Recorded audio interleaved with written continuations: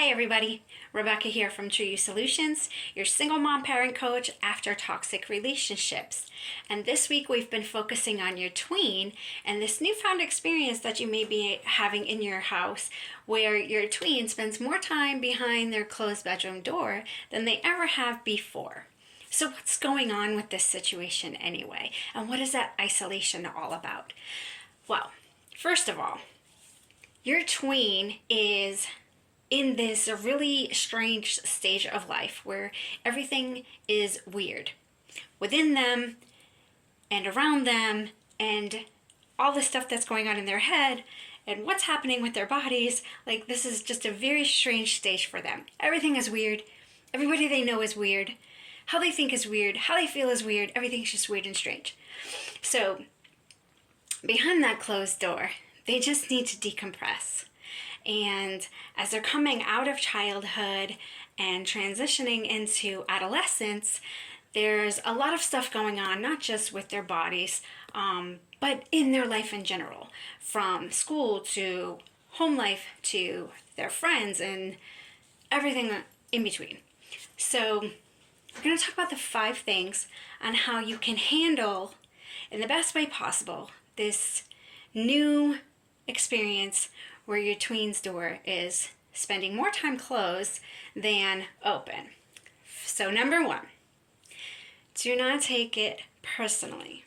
I know it can be difficult because as moms, we are not used to this, and we're used to them coming up to us and wanting to hang out with us and talking to us while we're talking on the phone, or interrupting our favorite TV show, or interrupting this book that we're reading, or tugging on us while we're trying to cook. Constantly like me, and now all of a sudden it's like go silent in their rooms. But on the other side of the door, you can hear them talking on the phone with their friends, or FaceTime, or have the headset on for the video game console, and you can tell that they're socializing and hanging out with their friends virtually, and this can make you feel some sort of way. Don't take it personally. Use this time for your own personal growth. Use this time for your own self-care, and think of things that you can do that you would want to do if they were tugging on you and you wish you just had that headspace to yourself. This is the time where you're actually going to start getting that time by yourself. So count it as a blessing and try not to take it personally. Number 2, because they are spending more time away from you and behind closed doors, it's really important that you schedule times to connect with them, because your connection with them is so crucial that even though they're starting to gain some space between mom, it's still important for you to make a conscientious effort to connect and stay connected. Plenty of things that you can do in this regard. I created a newsletter and an article on my website, www.tysparentingcoach.com/blog. And it's 10 ways to connect with your tween. And this article is all about connecting with your tween on an individual level. So I've listed 10 different suggestions that you can do. And really, it's super easy. Take mundane tasks and turn them into quality time. As a tween, they're not yet teenagers, so they're not yet driving. So this is a really good time for you to use mundane tasks to connect with them. So for instance, you can take them on your errands with you and really start teaching them about financial responsibility and budgeting and whatever it is that you're doing an errand for, teaching them about what's going on in how you serve your community and how you relate to life and how you have to live in life. Start talking about these life skills and get that conversation started. And you can build on that as they grow into adolescence and become teenagers and become young adults. But this is the time to start having those conversations, and using the errand time that you have and taking them with you can start that conversation. So number 3, set activities that you will both like. This is something that you really need to schedule time for, because your child is not coming up to you begging you to play with them anymore. Now it's your turn to kind of flip the switch, and you need to go to them and say, hey, let's go outside and throw the football, or let's go around kicking the soccer ball a little bit, or let's paint our nails together, or do a makeup day or a facial together, and find something that you will have common interest in.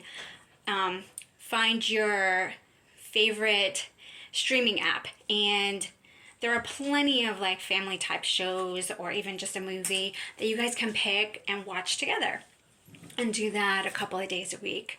One of the things that you can do is knock on their door and spend time asking them questions about the video games that they're playing, and really get into their world that way. And they can teach you what appeals to them about this video game, and what the challenges are, and what the objective is. And this is a great opportunity for you to show your interest in your child's world, and not just barking orders at them and telling them what to do, or feel like you're tugging them towards you and forcing them to spend time with you. Like, get into their world and do things that they want to do. Number 4, make your quality time consistent. Pick any particular day of the week, say Wednesday, like any old Wednesday, and commit to this being your cooking day together. We're gonna learn how to cook something as simple as spaghetti. My 13-year-old loves cooking breakfast. Certainly nothing wrong with cooking breakfast for dinner. So, but choose a day of the week and say, okay, this is going to be our cooking day. And you can teach your child the basics of starting to cook, and pick a day of the week and keep that consistent. Over the weekends, find an activity. Say, hey, okay, every weekend we're going to take the dog for a walk together, or we're going to go on a hike together, or find some other activity that you can do, but make it consistent. And the more consistent and the more frequent that you make this quality time together with your tween, the more comfortable it's going to feel. They're not going to feel like they're being pressured, like I have to hang out with my mom, or oh my God, what did I do wrong? Why is she breathing down my neck? It's going to just be part of your routine, part of your lifestyle. And it really opens the door for conversations, and have them become a little more comfortable talking about more personal things that are happening in their life. And it's not going to happen right off the bat if this is a new thing for you, spending quality time like this together. But the more consistent you are with it, and the more frequently you have this time together, the more comfortable they're going to be, and conversations just naturally evolve that way. Number 5, respect your child's privacy. So when you do see that closed door, know that they need that time to decompress, to sort through the day's affairs and the day's happenings, and maybe some text messages that they've been putting off and now they need to text, and they want to get their thought right. So they text and then they delete, and then they text again and they delete. And they do this a few times before they actually hit send, because we all know what that feels like. So respect their privacy and allow them that time to have that closed door. So these are the 5 things that you can do to make the whole house feel at ease with this transition with your tween from childhood to adolescence, and giving them privacy and having that closed door, and not taking it personally for you, but at the same time not allowing yourself to drift away from each other either.